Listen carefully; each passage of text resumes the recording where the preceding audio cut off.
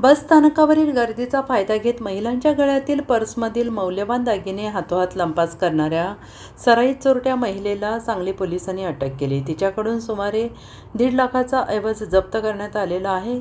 कामिना प्रकाश चौगुले, वय वर्ष 39, राहणार बेघर वसाहत, शाहूनगर, कागल, जिल्हा कोल्हापूर असे तिचे नाव आहे। बस स्थानकातील चोऱ्यांचे प्रमाण वाढत असल्याने संबंधित चोरट्यांचा शोध घेऊन त्यांच्यावर कारवाई करण्याचे आदेश जिल्हा पोलीस अधीक्षक तुषार जोशी यांनी दिले आहेत।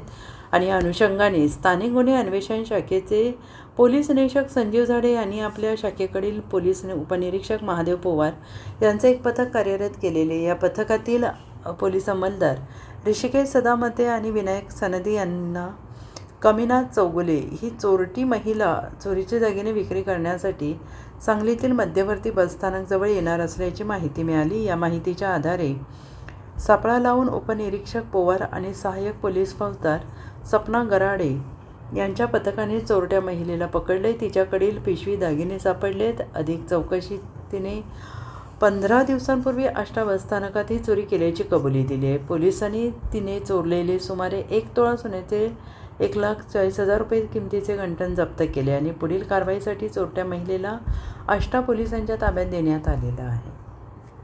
Bureau report, SBN Marathi, Sangli.